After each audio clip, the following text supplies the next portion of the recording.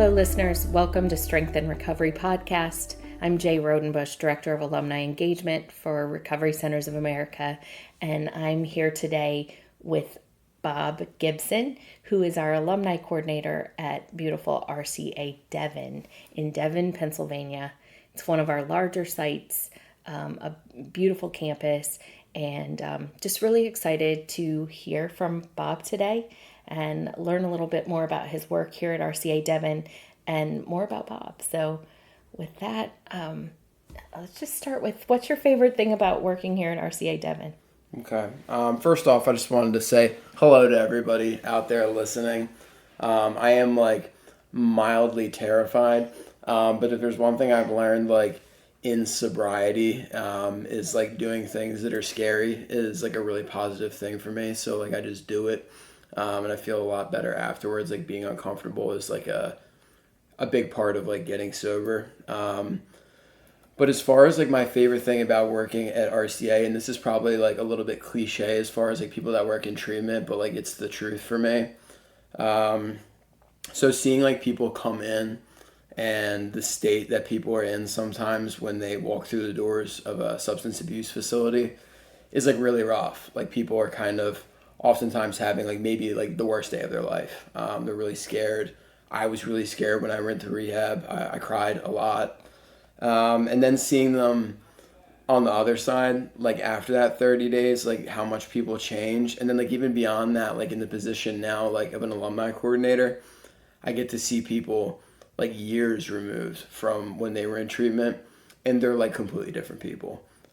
It's amazing that to the point where sometimes it takes me a little while to figure out who they are. I don't even recognize them anymore.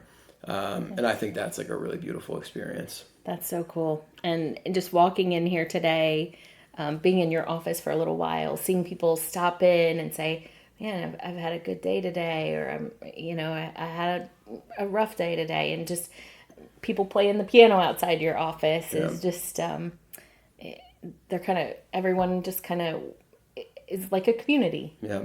Tell us a little bit about the community that happens in the treatment setting. Yeah, so I think it's it's a really beautiful thing that happens in places like this, and I think it's relatively unique too. I don't think it's something that necessarily happens outside in regular society so much, where the level of camaraderie that exists within the patient communities is it's top notch. Mm-hmm. For example, one of my favorite things in the world to do here is when the young male community specifically, they'll let them outside a couple of times a week when it's nice out to play wiffle ball. Mm-hmm. And going and watching those guys play wiffle ball with each other is my favorite thing in the entire world. I love it so much because you're talking about a group of people who oftentimes have been really living very rough on the outside and carrying themselves in a certain way and being very blocked off and guarded and maybe engaging in some really negative behaviors. And then all of a sudden you get them sobered up for a little while and they turn into this really beautiful, supportive, cohesive unit.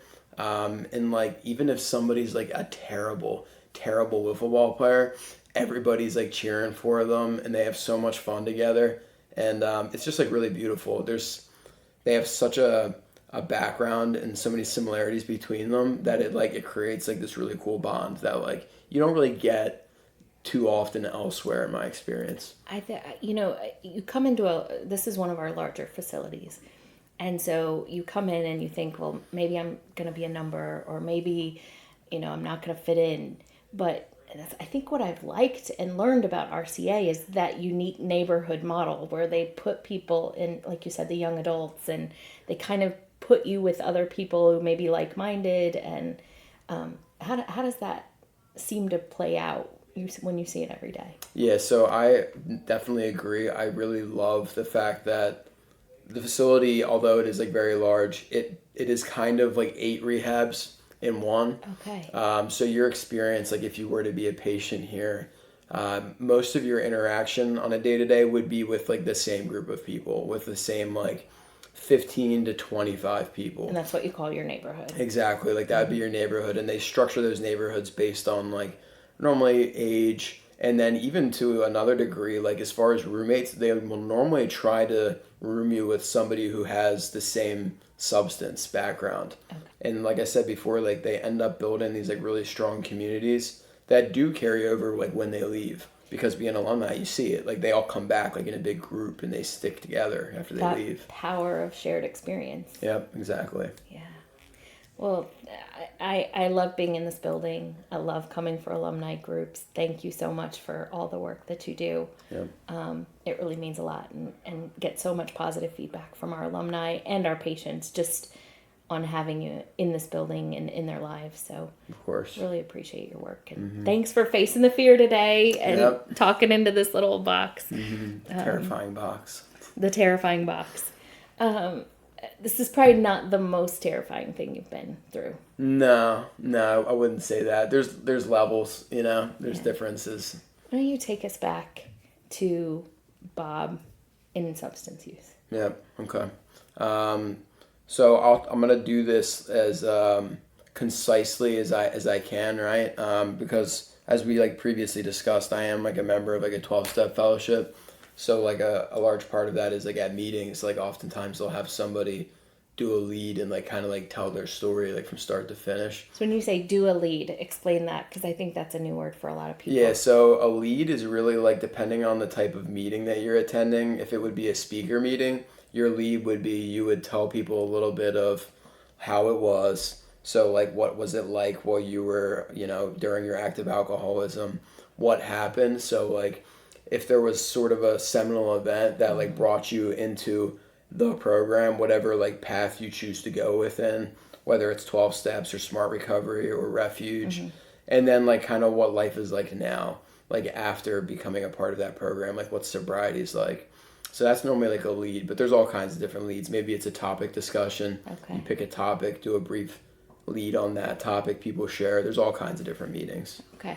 So today you're going to give us a mini lead. Yeah, I'll give a little summary of the Bob saga, which like, anybody who's listening to this who, is an alcoholic or an addict, you'll probably recognize that there's nothing like superbly unique about my experience, but like I find that to be a really cool thing, like how similar we all are. Like everybody has special and unique things about them. Like there's nobody else in the world exactly like anybody that's listening to this.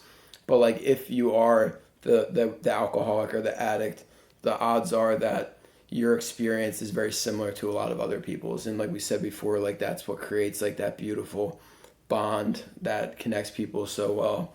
But my story, so I always like to start off by saying that I'm somebody who doesn't really have anything I can necessarily like point to be like, this is why I'm an alcoholic or this is why I'm an addict. I'm very fortunate. I had a beautiful childhood. I grew up in a pretty nice little like suburban town. I don't really have any trauma that I experienced that I didn't bring upon myself as a result of like my alcoholism and my drug addiction. I have a beautiful nuclear family. There's some alcoholism in my outskirts of my family, but my nuclear family is beautiful. I have a wonderful father, wonderful mother, sisters, all that. My thing is like, if you believe what's written in like a lot of 12-step literature, it's just like I have that allergy of the body and that obsession of the mind. So I started drinking and using drugs when I was like 14 or 15, like somewhere in there. And everybody's progression is different. But for me, like as soon as I started, in a lot of ways, my life kind of ended. Do you remember that first use? Yeah, so I don't remember necessarily like my first drink ever, but I remember the first time I got drunk. And I actually had stolen like a water bottle's worth, like a spring water bottle's worth of Absolute vodka from my parents' liquor cabinet. Went onto a golf course nearby with a bunch of people and drank it. The entire thing, which would be like a pattern for me going forward. But I remember running around on that golf course and screaming and telling everyone how much I loved Lance Armstrong, which like I have no idea where that came from. And then, I was unconscious and I had to get carried off the golf course by like 15 people because I was like a big boy even at like 15. And I got brought home and my parents were there. And I like vaguely recollect crying like a lot because I was scared and I was afraid my parents were going to be disappointed with me. And I remember looking at my father and the way he was looking at me, and it like killed me because I could see like how upset and disappointed he was. And I remember saying like, Dad, like I promise I'm never going to do this again. I'm never going to do this again. And then unfortunately, like he was going to look at me like that a lot for like the next like 14 years. Because my problem is, like I said before, I'm just like a really run of the mill like alcoholic. Like once I put it in me, I can't really control like what's going to happen. So like the other key thing with that little story that I remember very well is the next day at school, I ran into a kid that was like on the golf course that night, and he was like, "Yo, wasn't last night like so fun?" And I was like, "Well, yeah," until I blacked out and like got grounded for a month and like cried in front of my dad.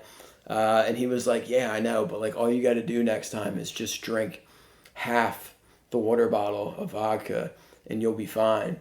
And then like I proceeded to try to do that for like 14 years with booze, drugs, anything. And I can never do it. I just can't. Like once I start, I can't stop. So that's like the alcoholism for me is like, I like to keep things as simple as possible. And that's as simple as it gets for me. Yeah. So how long did it take then from that moment until you realized this is a problem? Was it pretty rapid, or was it kind of a slow build throughout your teens? Yeah, I would say probably I held it together like for the most part during high school. I mean, I was a daily user after that first point, pretty much onward. I did make it through high school. I got into college somehow. I would say like my sophomore year of college was when things really started to like turn on me, because freshman year, like everybody was, drinking all the time, and I kind of was able to just like be a part of that, and it didn't seem like super abnormal. It wasn't until my sophomore year that I moved off campus, and I just kind of like stopped going to class and started drinking by myself a lot. I think that's when things like started to really turn a little bit, and I ended up in the hospital at the end of that year and in like pretty bad shape. They made me fill out like a will at one point. I was like 19. I was crying. I was like, looked at my dad. I was like, "Dad, am I gonna die?" And he's like, "No, you're not gonna die." And then he yelled at the person who brought the will in for me to like fill out. But like, here's the thing. Another thing about alcoholism that's talked a lot about in the literature. So I was in the hospital as like a pretty direct result of like the way that I was living, and I was crying like a baby because I was terrified that I was gonna die. And then what do you think I did like 2 or 3 days after I got out of the hospital?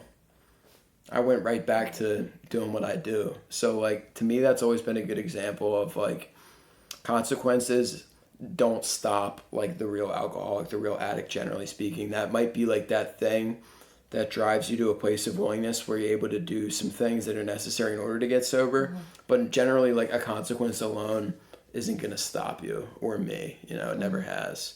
So I'd say that's when it really started to turn, but it took me another 7 years until I finally got myself into like a detox for the first time. And when did substance come to play? Like drugs? Yes. So really like all through high school, okay. I was, smoking weed every day.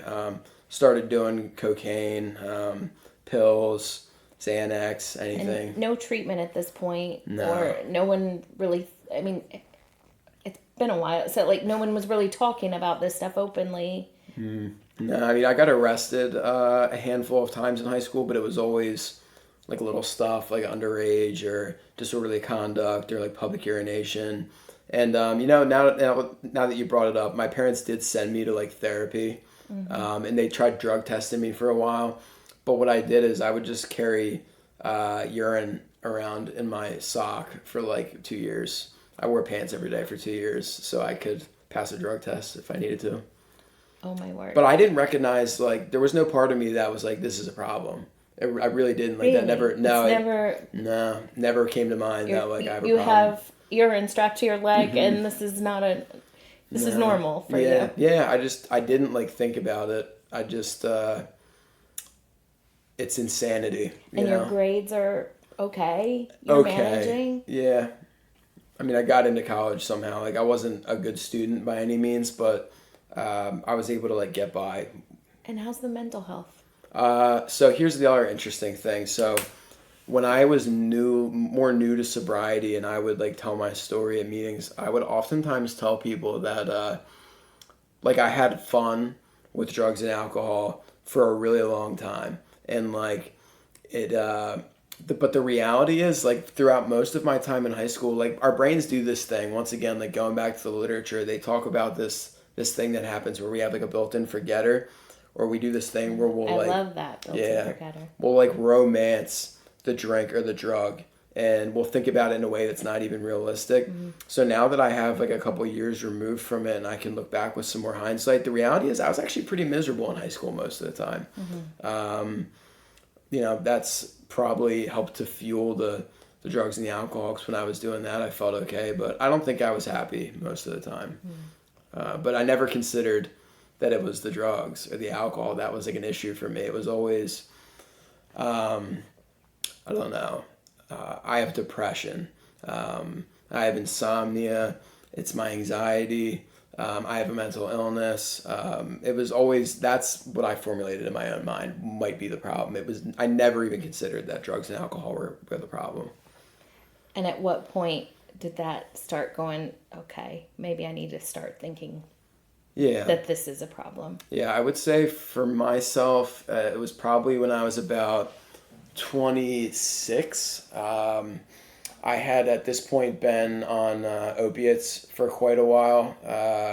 My addiction, another thing I would do is I would bounce from substance to substance. So like that was another thing that helped me to justify my behavior. Like when I smoke weed every day, all day.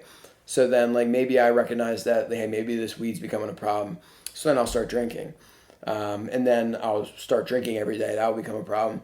So then I'll switch to something else, maybe painkillers. When I first discovered painkillers, I thought, oh my God, this is going to solve all my problems because I don't go out to the bar, I don't spend all my money, I don't get in trouble. I just sit in my room and I spend like $30 on like 2 pills a weekend. So I really thought that I had discovered like that the thing that was going to like fix me because it wasn't as problematic. But eventually, as for most people, like eventually it turned into heroin. And the day before I went to my first detox was after like a pretty vicious like about 2-year heroin run, which within that time like I had tried moving. I moved to Colorado at one point thinking that like I need to get away from like the Philadelphia area because that's like a huge like opiate epicenter. Obviously it didn't work. Like they have drugs there too. But eventually I came back, and the real thing that finally got me into detox was the day before I went in, I crashed my car 3 times in like an hour. And the last one, like I hit a tractor trailer on 95. I ran into like the back of his trailer, so he didn't stop. So like neither did I. I just got off and kept going to get what I needed. It's powerful, you know. Like sometimes I'd be driving down 95 after work. I would hold down a job most of the time, and I would sob in my car. Like I would cry like very powerfully, and because I didn't want to go. Like I would have these moments of clarity where I would be like, what am I doing? Like this isn't me. Like I can't believe this is my life. Help me understand, because so many people say, well, you had a choice. And we know when we're working in this field, addiction removes our choices, right? Yeah. But how do you respond when people go, but you had a choice right then, you didn't have to go?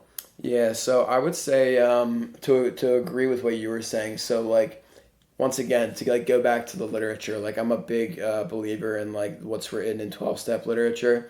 And in that literature, they say that essentially there was probably a time in every alcoholic and addict's life where they could have stopped, like on their own willpower if they wanted to. The problem is like most people don't stop before they cross this line. And there's like this invisible line. And once I cross that line, like now I'm beyond human aid. So like I'm beyond like my own willpower to stop. I'm beyond like any other individual being able to save me. And then that's where kind of like all the higher power stuff comes in. So it's not a I can do this white knuckle moment. No, and like I'll just throw out to this. So like powerlessness for me, even like 2 years sober was like a really hard concept for me to digest. Like I understood that it existed within my own experience, but to try to like explain how that makes sense to anybody else was really challenging. The best way I've ever for myself been able to like really wrap my head around it is that when it comes to drugs and alcohol, I'm insane. I'm insane. I can't think about it logically. So like alcoholics and drug addicts, including myself, we can exhibit willpower. We can use our intelligence in a lot of directions in our life. But when it comes to drugs and alcohol, I can't think about it logically because I'm insane. So like I'm not able to use willpower or like logic or my intelligence. And like the second step in the 12 steps is literally talks about being restored to sanity. So like if I'm gonna ask to be restored to sanity, I have to first accept the fact that like I was insane. So like I can't make sane decisions to stop. I don't have the power at the time. And so that's when you started seeking something else. Yep. Yeah, exactly. So I finally went home that day after crashing my car many times. I was living with my parents because I'm the kind of, drinker and drug user that when I'm using, I can't function out in the world. Like I kind of need somebody to take care of me. I need a place to live. I can't really feed myself. So I'm 26, still very much so living with my parents. Every time I moved out, I failed. I would come crawling back home. So I went home. My car was all banged up. And honestly, I don't think there was really even at that point any part of me that was really trying to get sober. I just knew that I couldn't get out of this one. It was like a pickle that I couldn't escape from. So I finally went and told my parents that I had a problem. I needed help. They already knew, but like I finally came clean and went to my first detox. But even there, like I didn't do what I was supposed to do. I didn't take suggestions. After the 5 days was up, they were like, all right, so your detox is over. We're going to recommend that you do like a full residential stay now. And I was like, no, I think I'm going to be okay. I think I'm just going to go home. And I always remember they said to me, they were like, so you mean to tell us that you've been drinking and using drugs pretty much every single day for 14 years, and you think that you only need 5 days and you're going to be okay? And I said, yeah. And they went, all right, good luck. And so I left. And you have those moments sometimes here, right? Absolutely, yeah. And what's that like? It's challenging. It can be like really frustrating sometimes when people are trying to leave and I'm trying to, make them understand that it's probably a good idea for them to stay. And the simplest thing that I like to throw out to them, and it's just based on like actual real world experience with this, in the time that I've been working in treatment, which has been like over 3 years now, in and out of trying to be sober for like 5 or 6 years, I have never in my entire life met one person that told me that they wish they would have left rehab sooner. That has never happened ever. It is always, man, I wish I would have stayed longer. Over and over again, I've heard that hundreds of times. Never have I heard anybody say, man, I wish I would have left rehab sooner. And here I am. I wish I would have stayed in rehab longer. I wish I didn't leave because I left. I didn't stay sober. And the one I'll say like mildly unique thing about my story is when I started using again, I never used heroin again or opiates, but I picked up vodka and cocaine. And surprisingly, vodka brought me to actually like a worse place than the heroin ever did. It was horrible. The last year and a half was miserable. It was very bad. And everyone's body reacts so differently. Yeah. And that's probably, and you don't know what's going to be your substance that takes you to the bottom. Yeah, exactly. And so when did you go back to rehab? Was it multiple times? Was it one more time? What did that look like? Yep. So another thing, like I said before, like everybody has like small things that are a little bit unique about their stories, and I'm sure other people that are even listening to this will have experienced what I've experienced. But by the way, this is gonna start getting into like the good stuff, like the little hope stuff.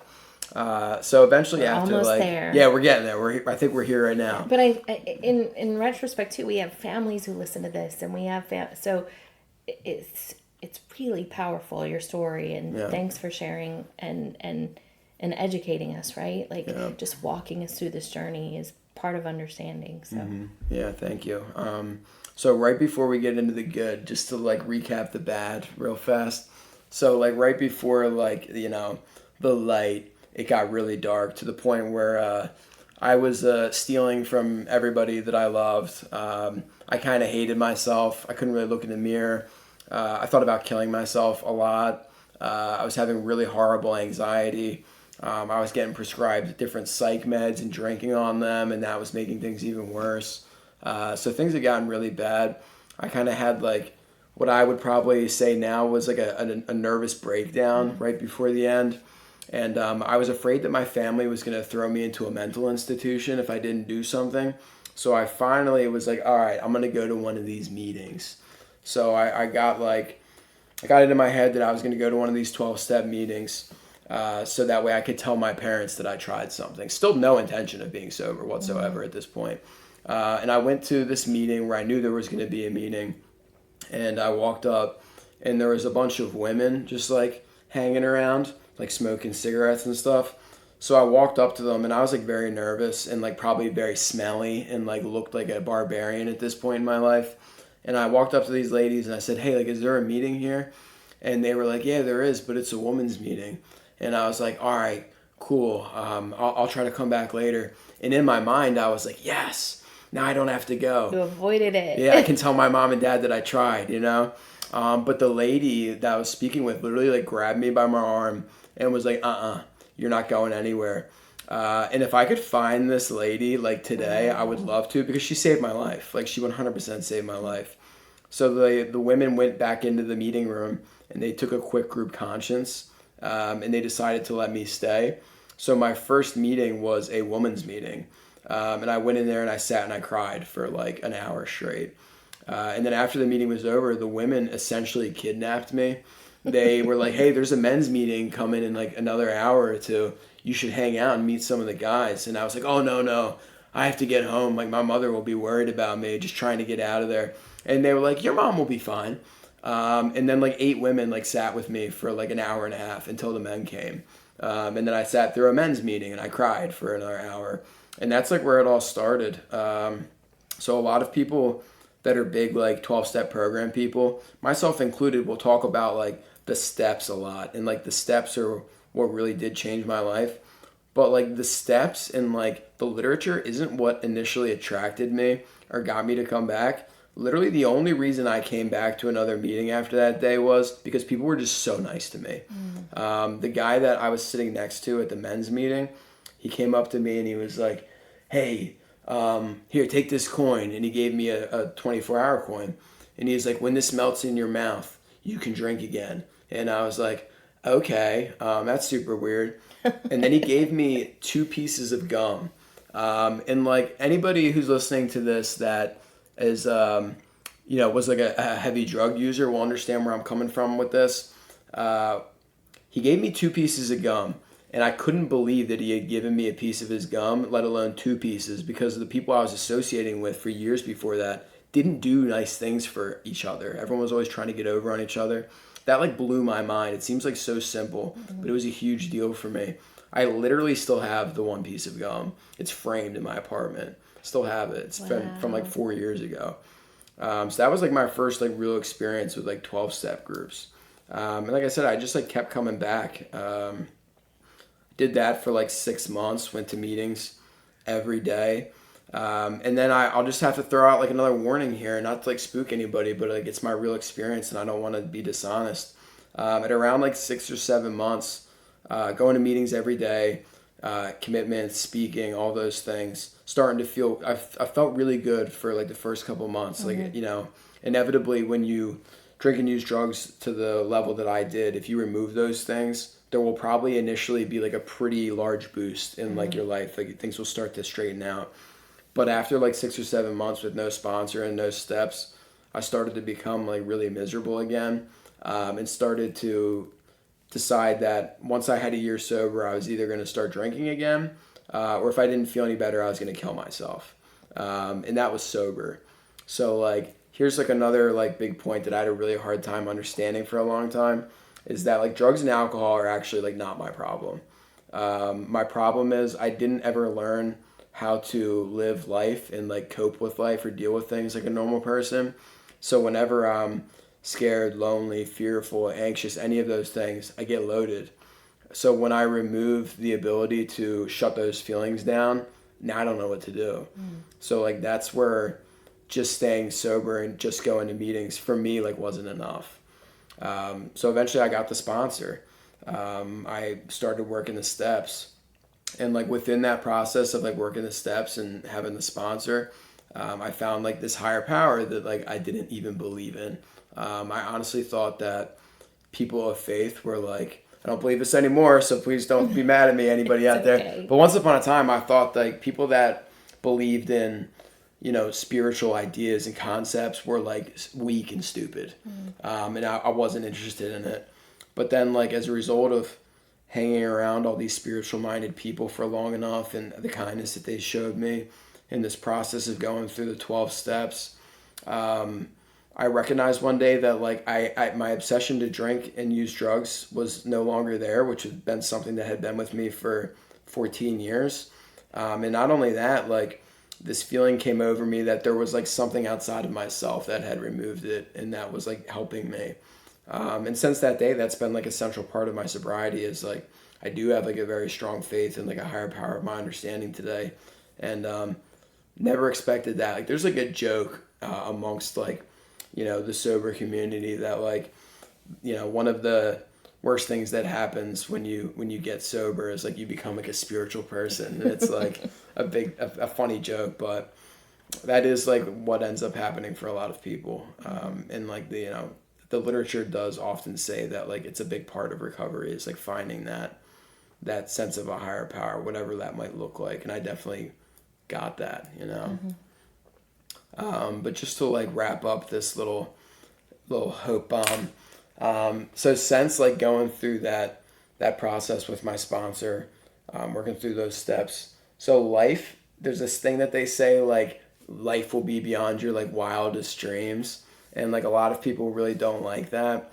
And when I was newly sober and people would say that, I did not like it. I just didn't believe them, because I would see somebody roll up in like a rickety car, and they weren't really wealthy or anything like that, and they would be all happy and say they're living life beyond their wildest dreams, and I'd be like, no, you're not. You know what I mean? You're lying. But the reality is like it is life beyond your wildest dreams, because like I never would have expected that I would find myself living the type of life that I'm living now. So it's not like anything that crazy. It's not like some super fairy tale. Contentment? Yeah, absolute. Like a very high level of contentment. I feel useful today where I never had before. My relationship with my family is better than it's ever been in my life. Before I even started drinking and using, my relationship with my family wasn't as good as it is now.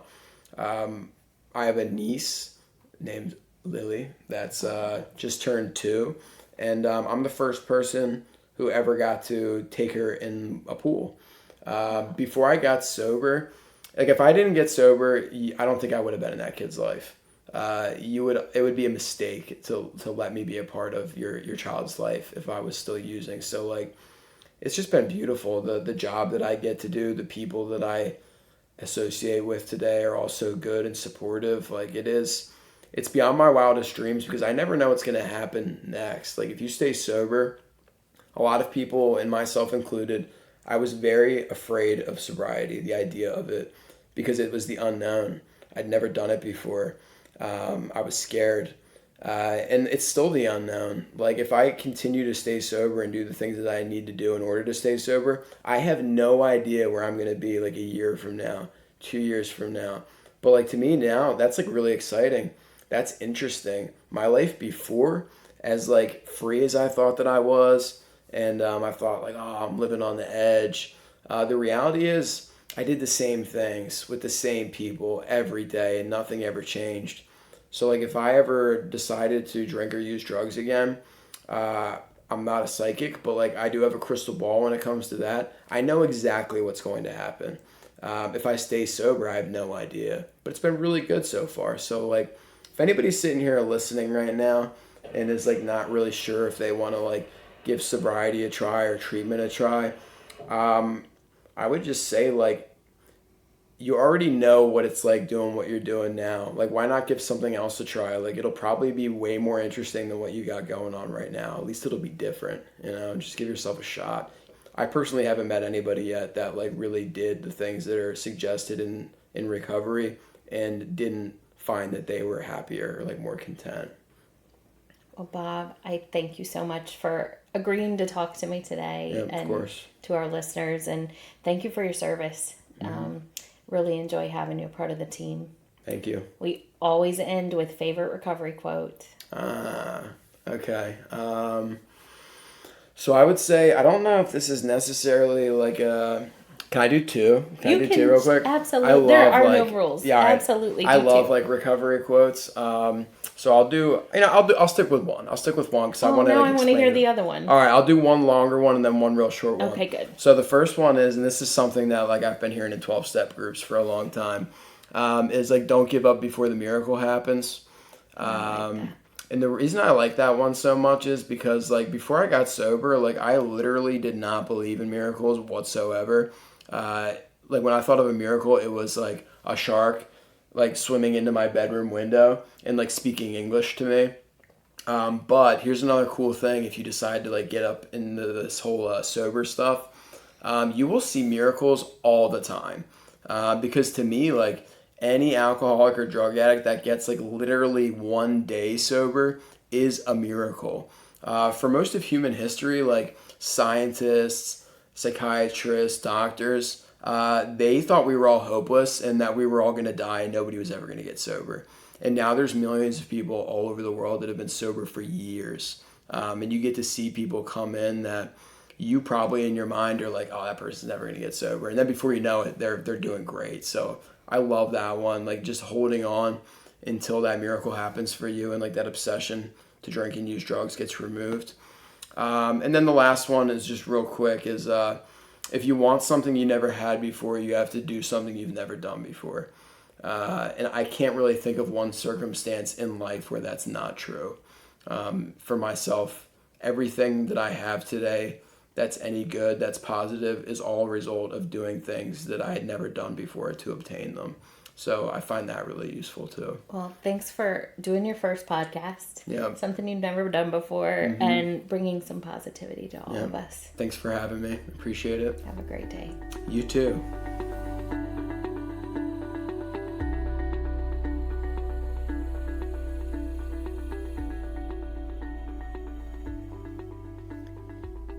Thank you for joining us today for the Strength and Recovery podcast.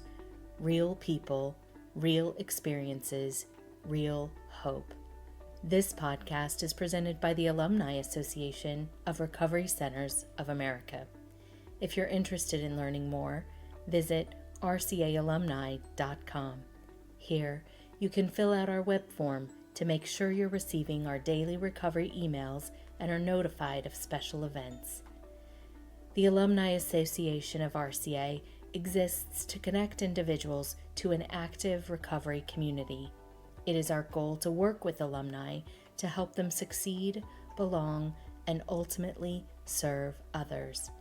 We help our alumni succeed by hosting more than 120 recovery support meetings per month, with both virtual and in-person offerings of big book studies, speaker meetings, beginners meetings, Monday through Friday daily inspiration meetings, meetings for men and women, and faith-based meetings. Second, we create a welcoming community that provides a sense of belonging with a full calendar of events each month. Speaker series, barbecues, holiday celebrations, bowling, sporting events, theater shows, and much more.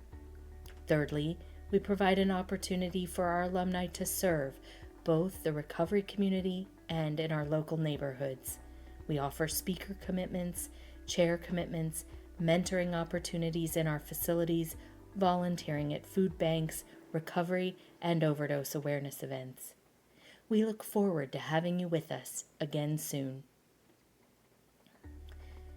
Recovery Centers of America provides inpatient and outpatient treatment and has locations in Massachusetts, New Jersey, Pennsylvania, Maryland, Indiana, and Illinois. Recovery Centers of America, or RCA, was founded to break down barriers to expert treatment.